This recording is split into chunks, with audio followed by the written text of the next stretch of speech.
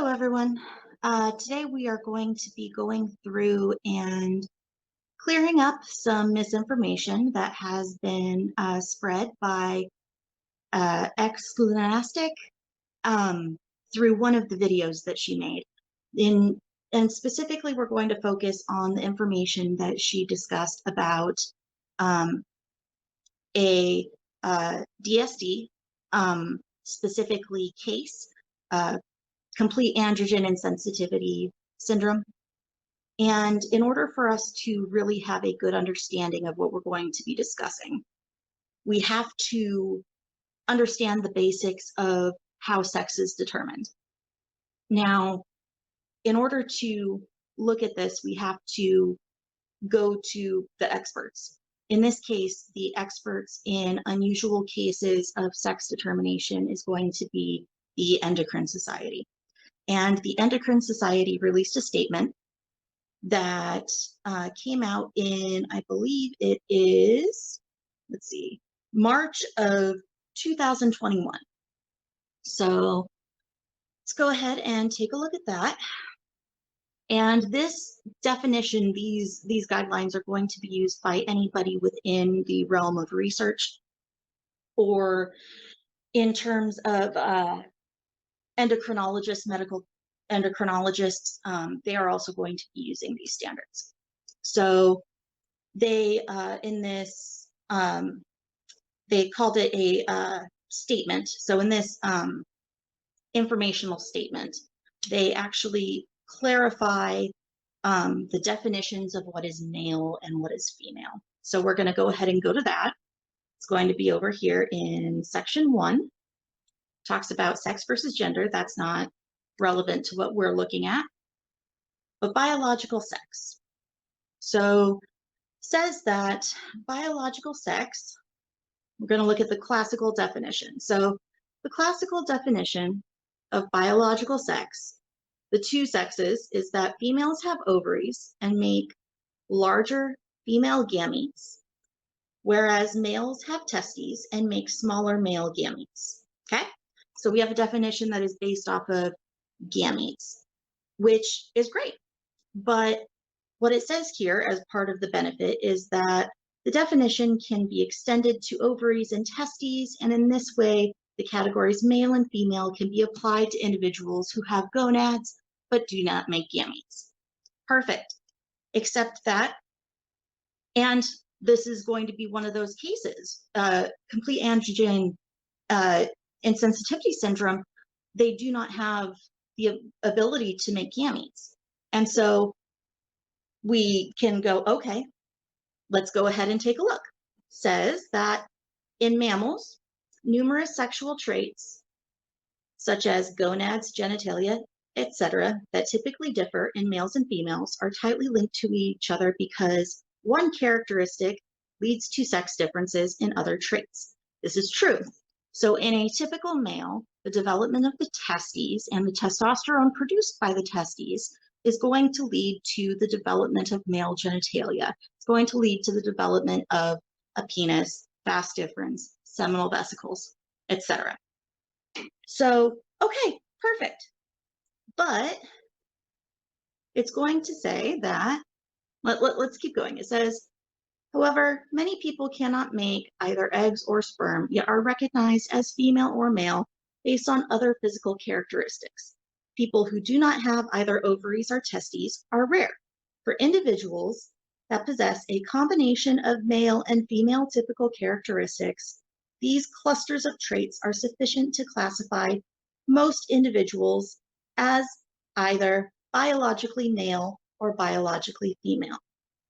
For example, a person with testes and a penis who cannot make sperm is usually classified as a biological male as long as the person does not possess female features such as a vagina, ovaries, or a uterus.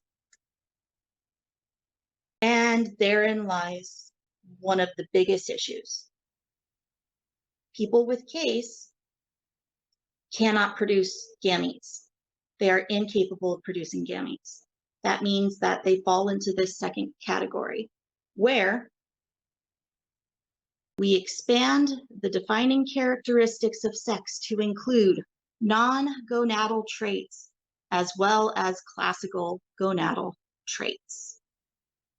That means that a CAIS individual has testes, but they are not performing the job or the function that they are meant to. The androgen receptors are not capable of responding to testosterone. As a result, they cannot create sperm. All of the testosterone becomes transformed. Sorry, this is one of those ADHD things where I have a hard time coming up with the right word.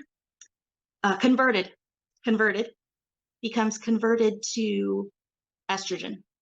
And the body responds to the estrogen and not the testosterone, which means that these people develop a vulva and a vagina, which means that a person who has a vulva and has a vagina and cannot create sperm, does not have testes that function in a normal, typical male, would be classified as female.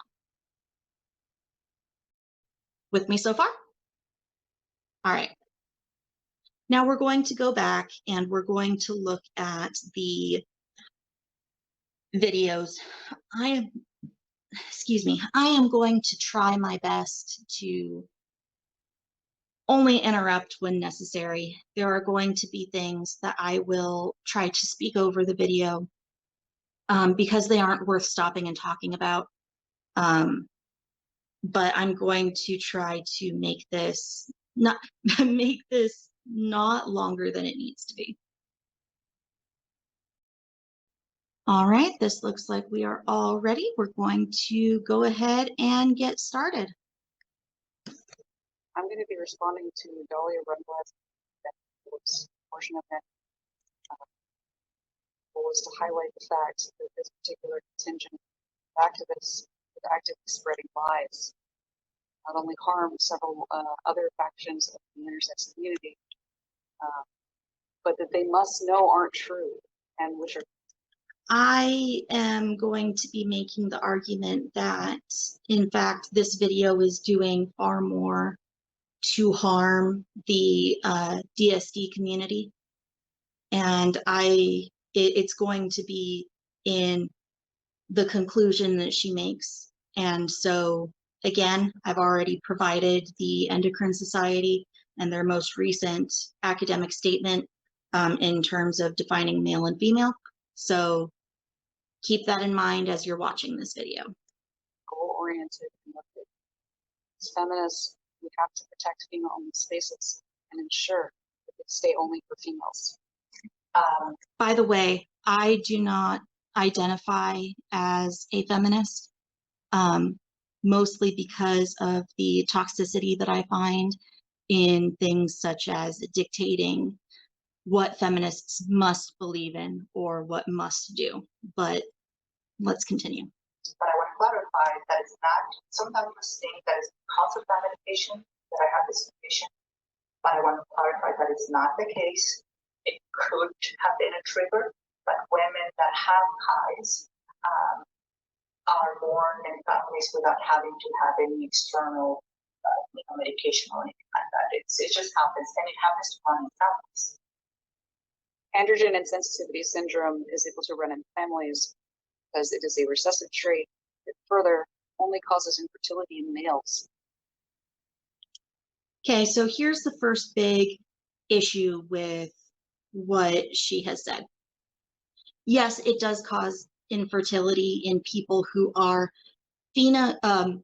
genetically male. That means in individuals who have XY chromosomes.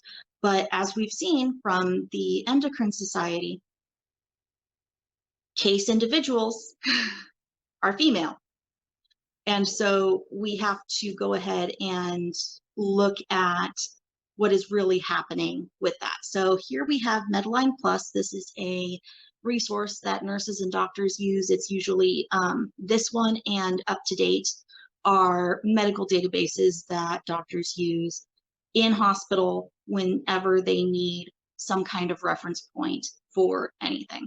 And here it is, androgen insensitivity syndrome is going to describe the two types.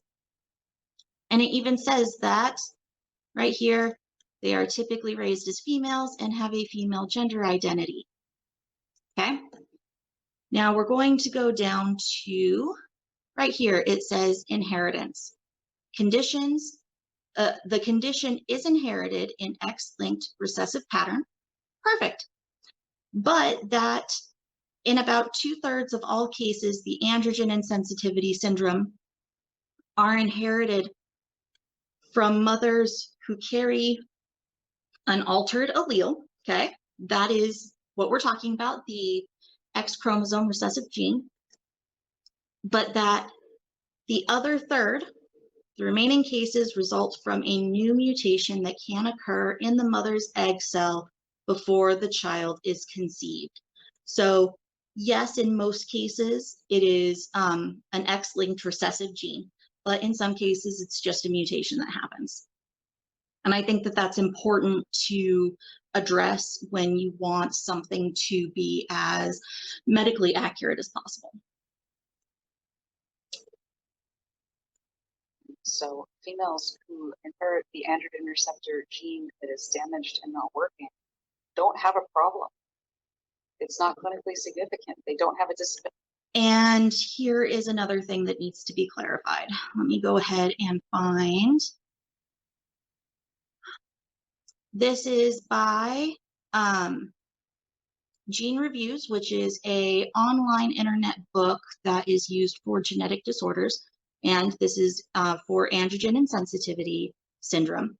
And one of the ways that it's diagnosed, what they will often look for is affected females.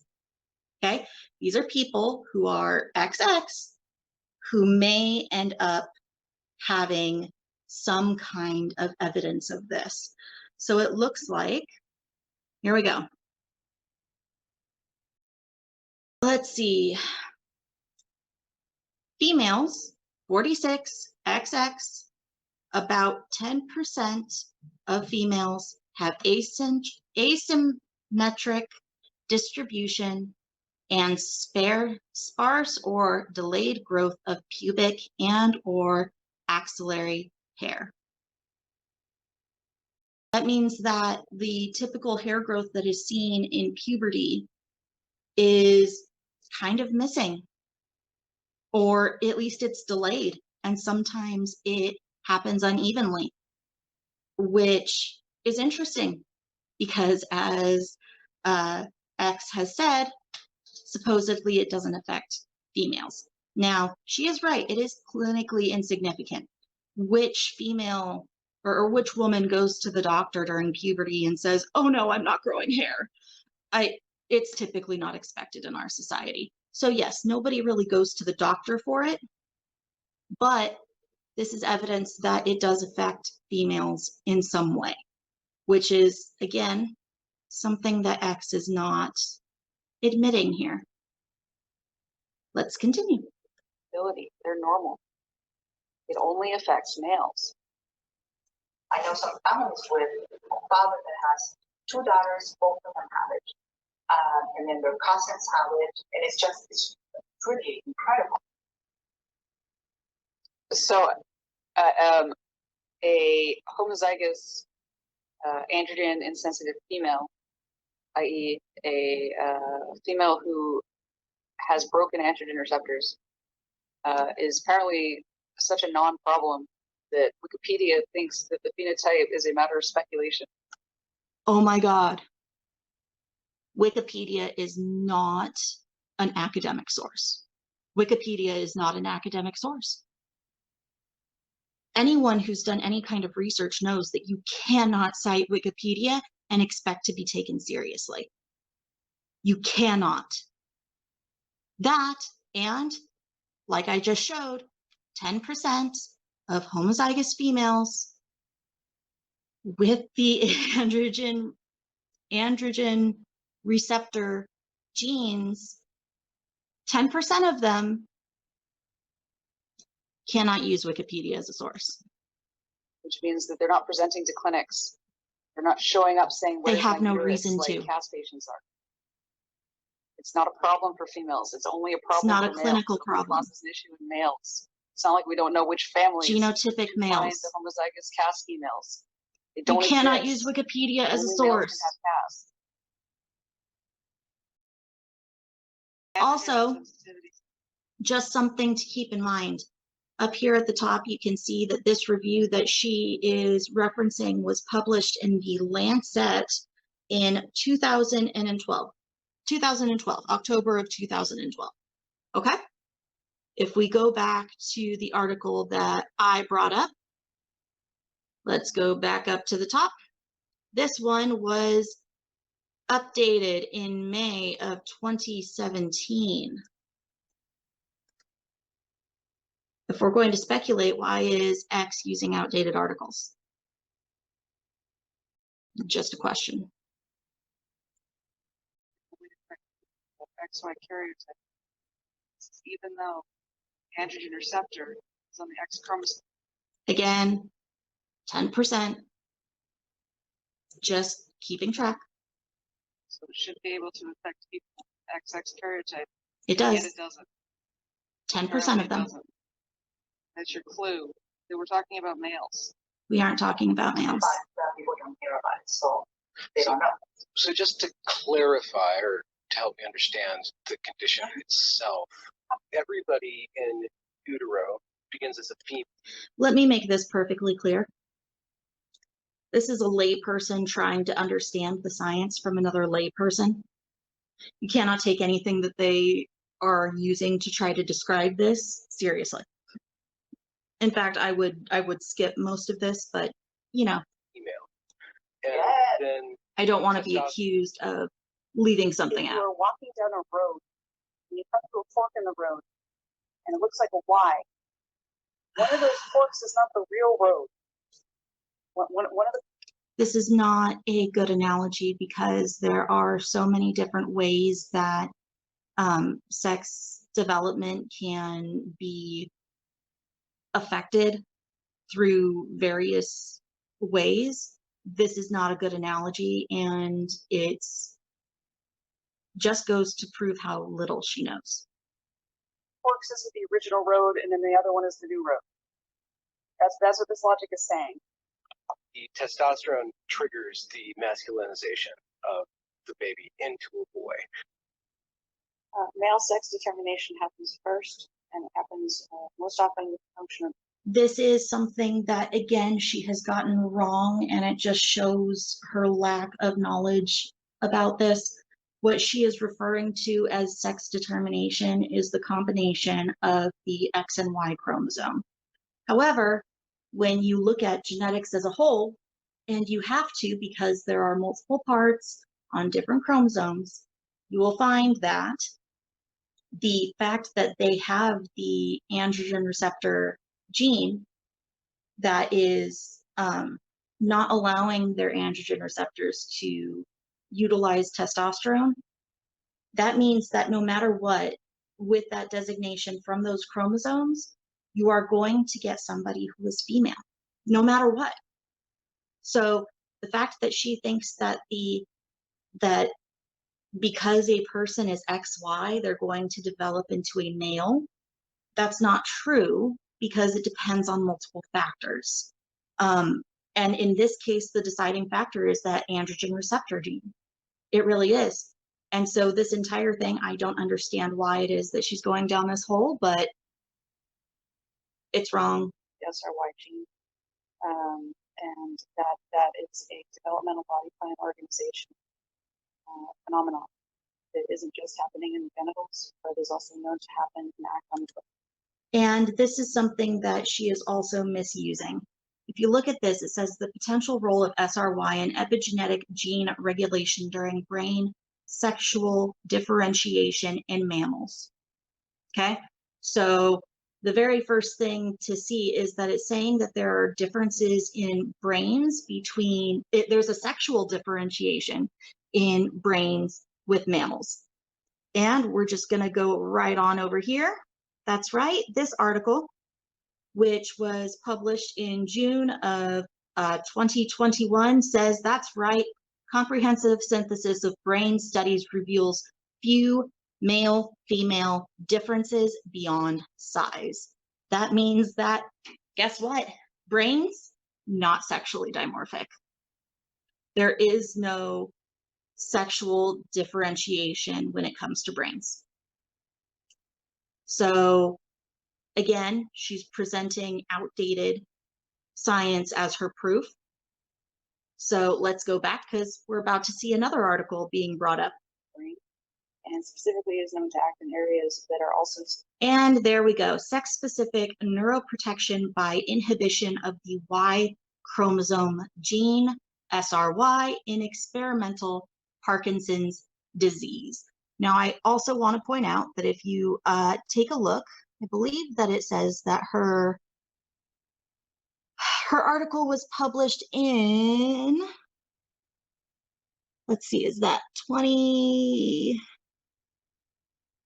You can't tell what it is because it's so small.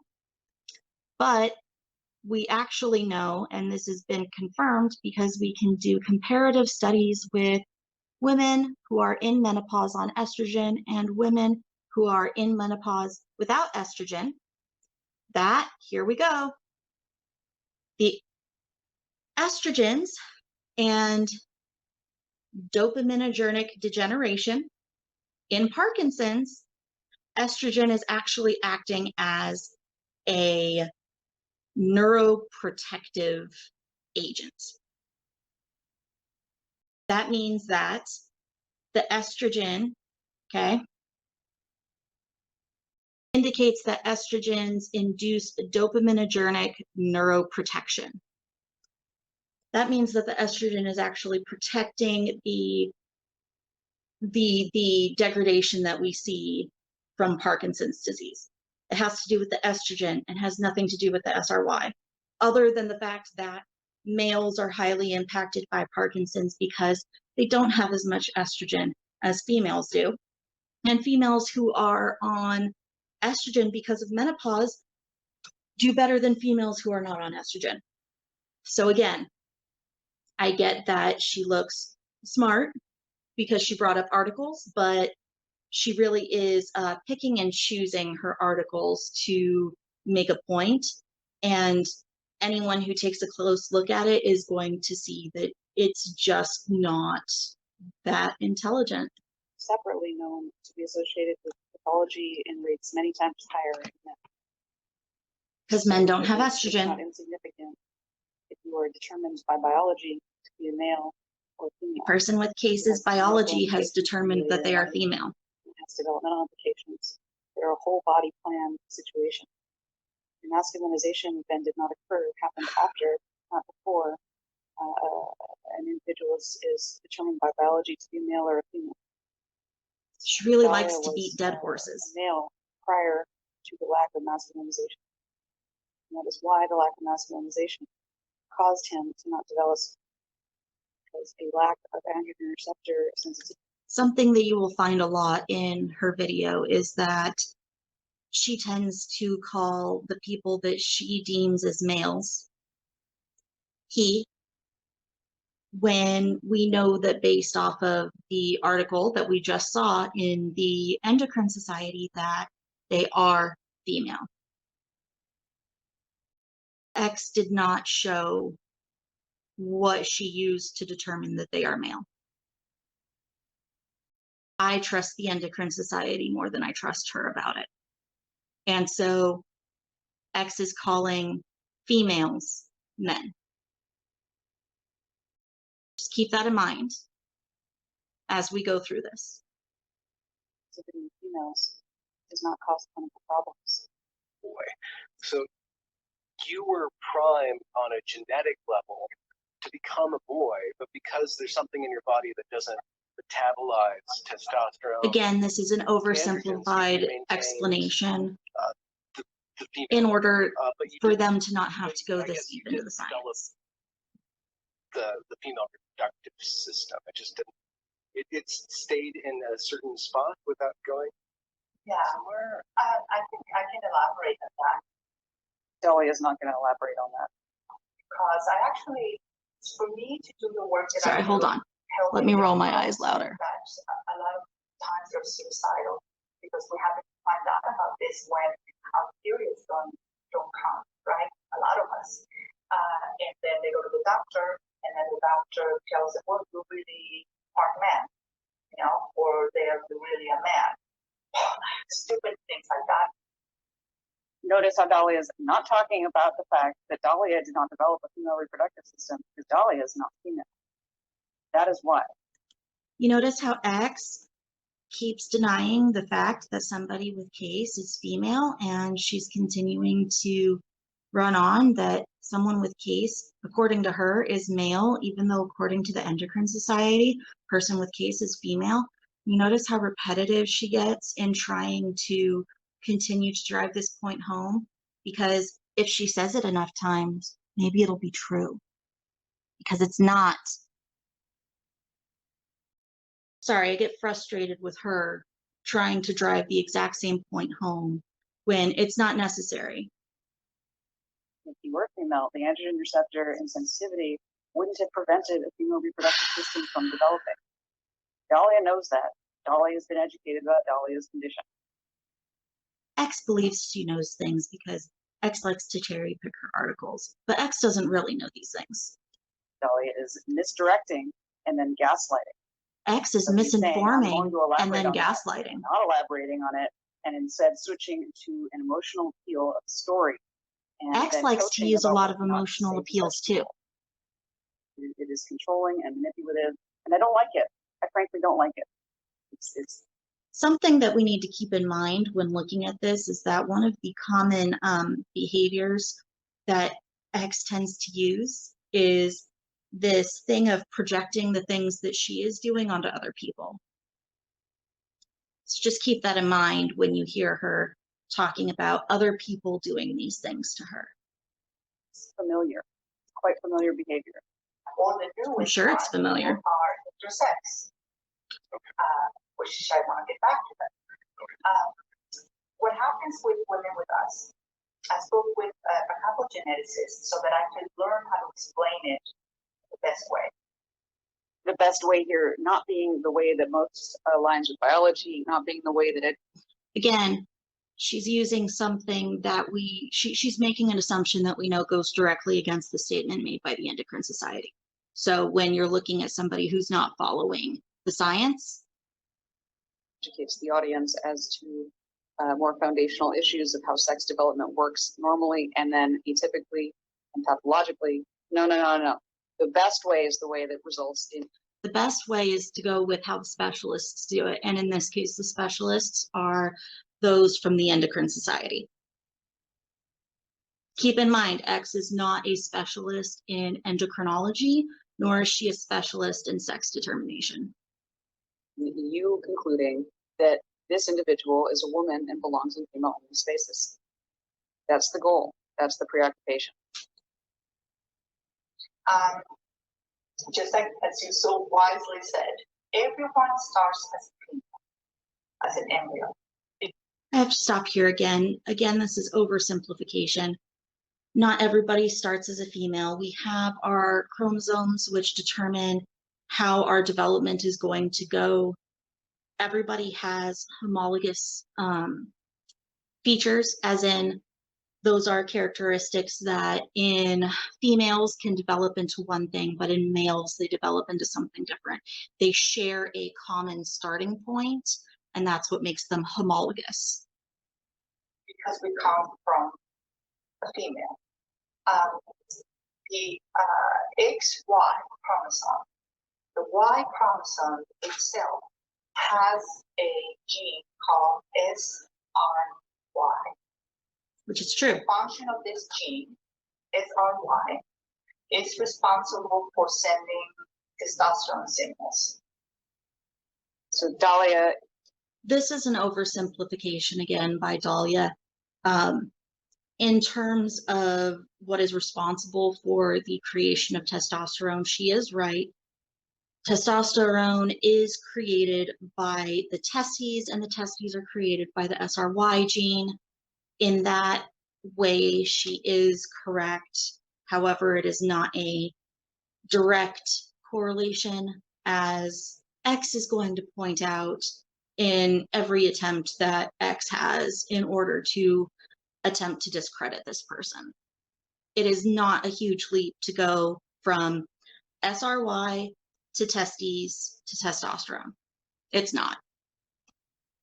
Is somebody who has claimed that he has spoken to geneticists about this condition. Again, referring has this to condition. Dahlia as he. And he is out here spreading misinformation There it is about again. how sex works on a foundational level.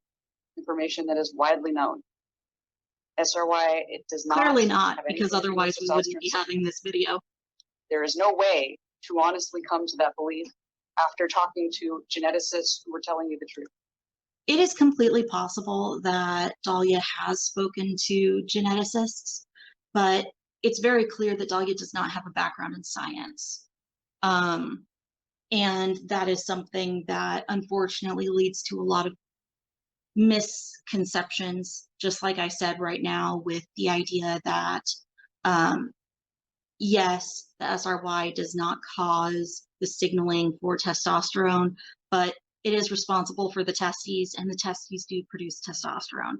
So, and then again, this is from X, who has already misinterpreted science because she hasn't gone to the experts. So SRY function is independent of androgens. That's why he still developed tests. SRY gene does not have anything to do with testosterone signaling. Why is Dahlia lying here? What is the goal? she likely isn't lying. It's just likely that she doesn't have such a strong understanding in sciences. You cannot, there's a saying, don't attribute something to malice what could be attributed to ignorance. Dahlia probably just doesn't have a great understanding of it. But the fact that X is applying malice to it says a whole lot about X. To the body, so that the individual then changes into a male as it continues to grow, right? So XX is female, and there are other diagnoses, but we will be here all day. XX is female, they don't have the Y chromosome with the SRY gene. XY is a potential. Again, at minimum, Dahlia has not done a reasonable amount of due diligence, which is hard to believe because he claims to have seen a lot of geneticists and gotten diagnosed young and is working with other people with conditions. So it's hard to believe that he doesn't have this foundational knowledge to the fact. Again, this is, once again, I have to address, she's beating a dead horse over this. We get it. Dahlia isn't the best source of information. And this is going to be something that, again, she's going to address things that don't need to be addressed. But let's continue. Feminine voices show spreading misinformation that's easy to Google, such as what the SRY gene does. Again, I'm having this video because of misinformation that X is spreading. So, and whether it's related to testosterone signaling, it's not. It is on a secondary level. What is his goal here? Because we know he has a goal. And that goal is to get you to think a certain way. Do not attribute to malice what can be attributed he's also to ignorance. Misinformation about intersex disorders, which is baffling given who he is. So there are such things as XX males. XX doesn't guarantee the SRY gene. Which is correct on both sides. We do have issues of the SRY being crossed over in a crossover event, which typically does not involve the actual sex determining parts of the X and Y chromosome. And the fact that it does leads us to have things like XX males who are normal phenotype, or you can have an XY female, completely normal phenotype. All it is a translocation of the SRY gene. But again, this is completely beside the point. In the gene, this is happening in the soup. You break off of Y chromosomes during meiosis. In other words, when these sperm cells are forming. I need to do an entire video about how she keeps saying that all of this is happening in a soup, because that is completely misleading. But again, another video. The X and the Y in the male cell are being split into two. And one is going on one sperm and one is going on another sperm. Sometimes the one can actually end up on the first sperm. So you get XX chromosomes, but one of the X's literally has the SRY gene attached to it. And therefore you get an XX male. You can also get SRY negative XX males if some other genetic problem or mutation creates the testosterone or testes. Again, I went ahead and I looked at this article and was able to figure out exactly what they're talking about. This is a different mutation in the anti-Müllerian hormone, which then prevents the female internal reproductive system from forming. And then as a result, anyway, this is still completely beside the point, as we're not addressing any of these DSDs in this video. Factor or a similar enough hormone to trigger the threshold of male development. By the way, in arguments, this is considered a gish gallop, which is just throwing a bunch of information onto something and hoping something sticks. Independent hallway forever. You go through one And of these stupid analogies that don't actually apply to anything that she's talking about. There's no getting to the other side. You're stuck. So, and further, Dahlia is correct to say that XY is a potential male because XY females exist. XY female is called Squire syndrome. Do not develop testes. Do not have congenital androgen sensitivity syndrome. They are a separate class of people, and they're female. X likes to point out when people are separate classes. That is something that you really only hear from people who are supremacists of whatever ideology it is that they are abiding by. In this case, as she mentioned before, she's a feminist. And so clearly she sees as an entirely different class of females.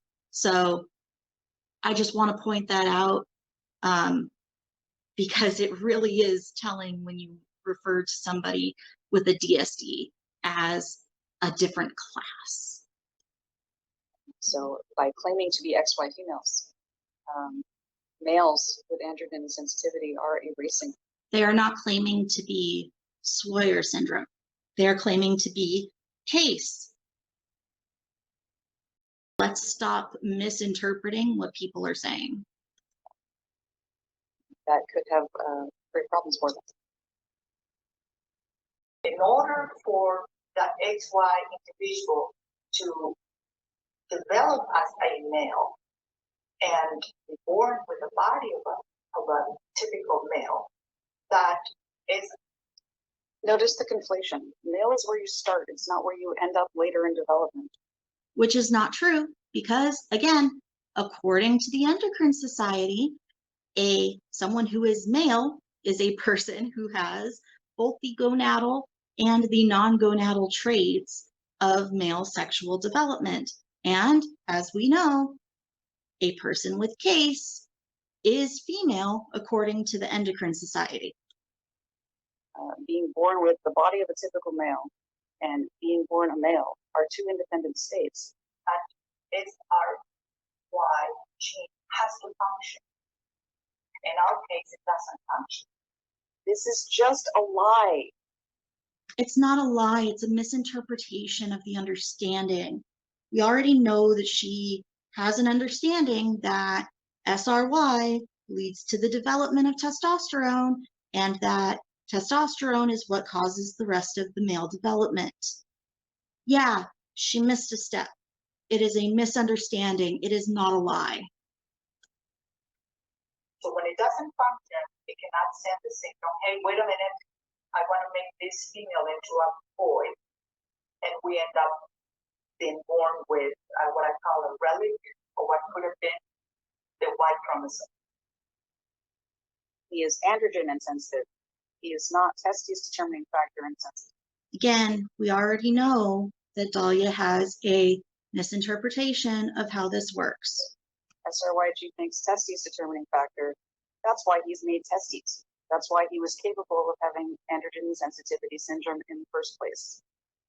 Right? And then we're born with normal. Can I say vagina here? Yeah. So this is how it's. Remember when I said that she brings up a graphic? Here's the graphic. Let's take a look.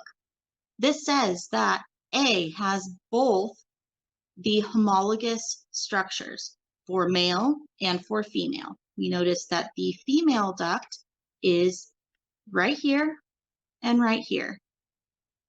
And it says it develops further in the absence of anti-Müllerian hormone. The male duct development is androgen dependent. Now, because a person with CAIS does have the anti-Müllerian hormone, they don't develop this portion. They do not develop the upper part of the vagina or the uterus. They do not develop a cervix. They don't develop fallopian tubes. But because they do not have the androgen dependent development either, they don't develop a vas deferens. They don't develop the prostate gland. They just have this right here, this primitive structure. They don't develop either of these. They don't have the capability to. She leaves that part out. And that part is something that is important later. Developmentally, the structures in yellow are so-called Müllerian structures. And so in androgen, because it is a condition that can only occur after male sex changes happen, structures are typically already suppressed by that. And so patients. Sorry, I was taking a drink. That's why what Dahlia is saying are not born with a normal vagina. They have the upper part of their vagina, resulting in what is known and noise as a blind pouch. So, a blind pouch is what can be called a vagina that does not end in a cervix. That's all that a blind pouch is. And just like in that diagram, we know that they don't develop a cervix. And so, of course, it's going to be a blind pouch. That does not mean that it does not function like a vagina in other aspects. Development, however, that I want to talk about, in the existence of phenomena such as chimerism and genetic mosaicism, there have been reports of these patients who nevertheless develop full Müllerian structures. And so the question is, are these patients misdiagnosed? So what's interesting about this article is I actually went back through and looked at it, and it actually talks about a female who also develops her female structures. So we have somebody with complete androgen insensitivity syndrome who isn't going to develop those male structures. But in addition, there is a mutation in the anti-Müllerian hormone genes. And so what happens is that anti-Müllerian hormone never comes up. It doesn't prevent the female development. Which means that this is not the result of chimericism or mosaicism. I'm sorry. XY, or XY, it's chimerism of some sort. What is actually going on? And so for these patients, it can afford. What is going on here? You know, if you actually just looked into the article, you'd find it. Quite different. In terms of needing to have their sex determined. However, the fact that such an experience. Again, all CAIS individuals are female. This is traumatic. That it's not something that women can take up from by giving up our rights. What rights are women giving away to females with CAIS. It's not. It is a cruelty that is being imposed by biology and circumstance, and you know, there's only so much that can be done to support that. It's a reality of having a disability.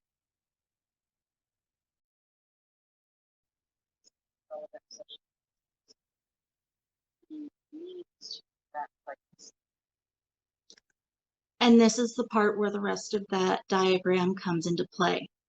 She just said that the point is to prevent pregnancy in prison. A person with CAIS does not have a penis. A person with CAIS cannot create sperm.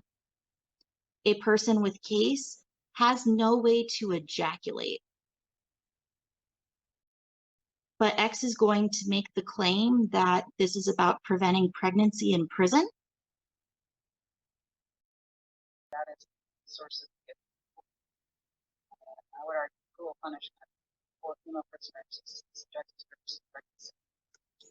It is cruel to put a female who has a vagina, which is subject to agenesis, by the way, and then putting her into a men's prison and then allowing her to be raped. Because part of vaginal agenesis is that she may not have the full length of her vagina that a typical female does. Oftentimes, if they are not receiving treatment for their agenesis, penetrative sex can result in the tearing of the vaginal tissue and potentially a rupture of the abdomen. Instead of admitting that these people are female, she would rather that they be put in the men's prison.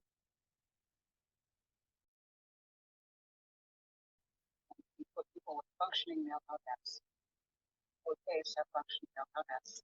Which is incorrect.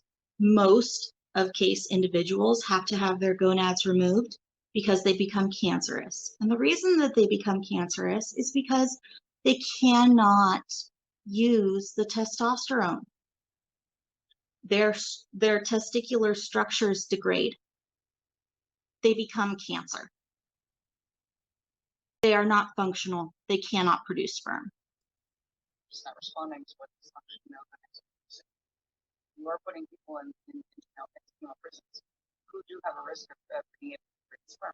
There is no risk of pregnancy. Disorders that they have partially functional male genitalia that looks on a genetic test like should not be functional, but actually is slightly functional. Just haven't put it on a slide yet. They aren't functional. In order to create sperm, you have to have testosterone. They cannot process testosterone. It's a violation of the rights of women in that prison. No, it potentially puts people with CAIS in a very serious position to be harmed so badly because X doesn't want to admit that they are female. And we have a vaginal canal and all of that, like uterus, and then we have internal gonads. So typically they are producing enough. It's called aromatization. These gonads will produce testosterone, which our body turns into estrogen. Which How is did true. you develop those if your SRY gene didn't work?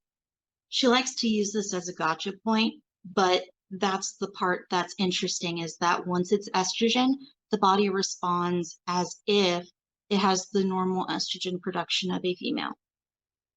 That's weird. Oh, Yeah, it's very interesting. So whenever it's possible to leave them inside, it's fine because we just operate like any other girl, right? What happens a lot of times because they think that we're going to get cancer. If they don't take them out, they take them.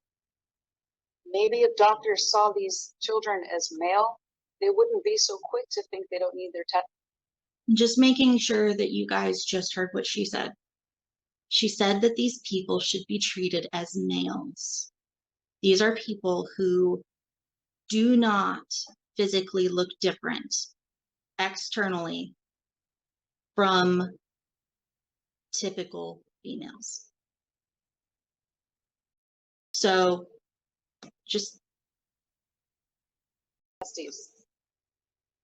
And then, of course, we have to start taking hormone replacement, right? So our body has no ability to process testosterone. This is also false. It's a chemical soup. And drugs. testosterone is an androgen. Yes, testosterone can interact with other non-androgen receptors, but in terms of everything related to sexual development and sex determination, they can't use the testosterone. It just gets turned into estrogen. So yeah, a person with CAIS may be able to develop better muscle mass, except that the testosterone gets turned into estrogen. Especially drugs like testosterone, have cross affinity for other receptor types. So androgen receptor knockout doesn't mean that the body has no response.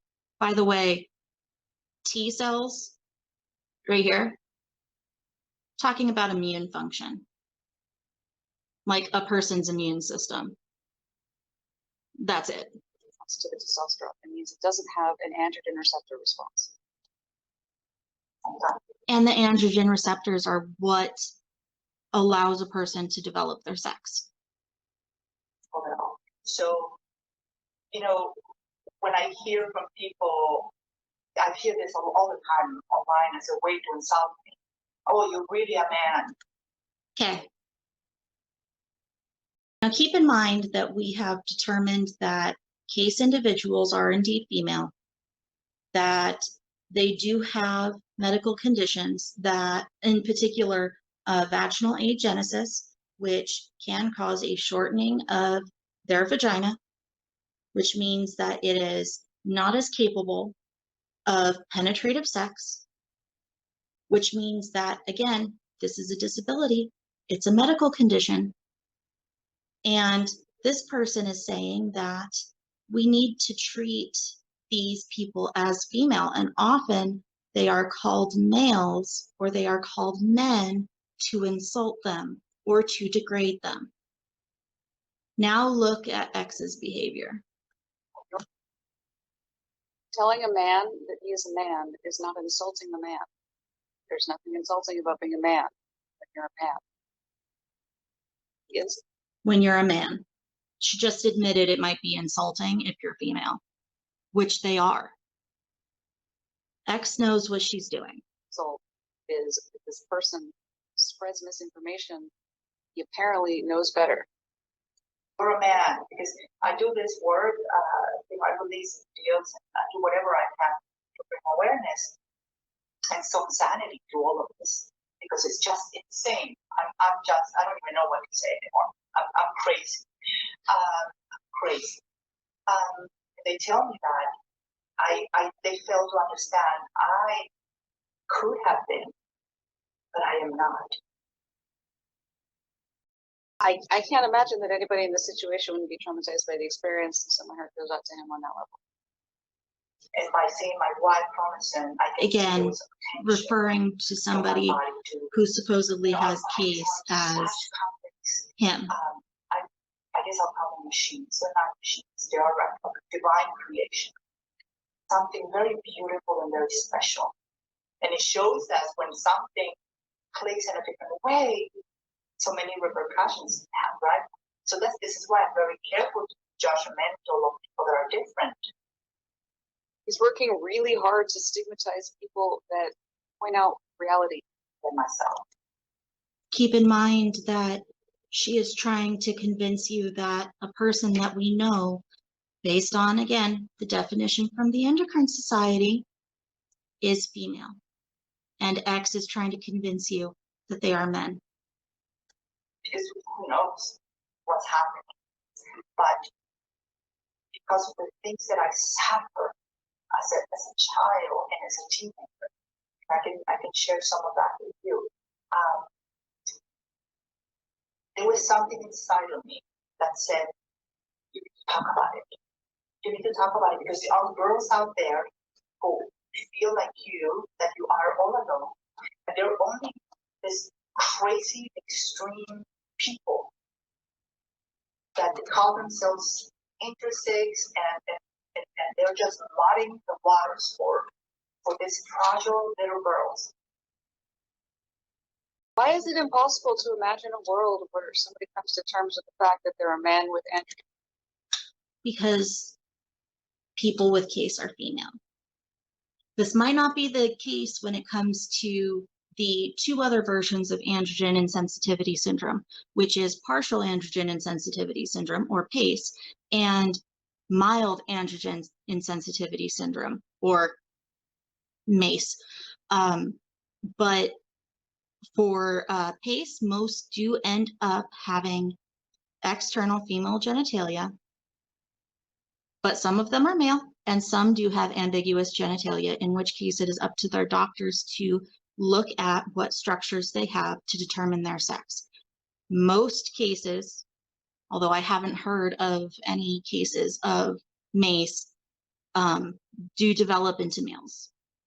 I have not heard of any individuals developing female with MACE. But just keep that in mind. She is still trying to convince you that they are male. Sensitivity syndrome, even though they look very much like female. What's wrong with that world? Why can't that world exist? Why does it require? The problem with that world is that it's denying actual biological reality as set up by the experts. That, and she's perfectly okay with a person who she deems to be a separate class of female to be raped in a men's prison. Require that I think of them as literal females. They are literal females. Why is that the only way to accept difference? Who need to feel accepted. Do you remember when you were a teenager? All you wanted to do was blend in. I'm sure. Or you would be an exception if you weren't that way. But in my experience, what I've seen is that, like myself, I wanted to blend in. His desire to blend in doesn't supersede our right to female on these spaces and our need to define females as females. It's the only logically coherent way to define females. Female. You're the. And we've already shown that X does not use the recommended way to determine sex. She is trying to convince you right now that a female is a male based on her interpretation and lack of complete information. Class that produces large gametes. People who develop testes took a step down the male hallway. They are males. It's not that simple. Live in the male hallway forever. It is not that simple. Don't blame me. Don't shoot the messenger. Her message is wrong. Denying them womanhood. I'm sorry. I don't have the power to do that. I'm not gender Jesus. I'm just a person. She's trying to be, though.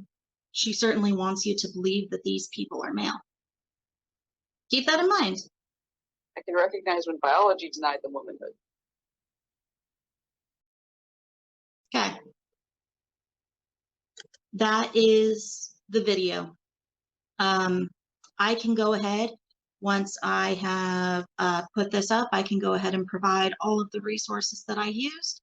If you have questions that you feel that you want to ask somebody, feel free to drop them into the comments. If there is anything that you want me to take a deeper look at, more than welcome to take a look at those too. And that's all I've got. Thanks for listening.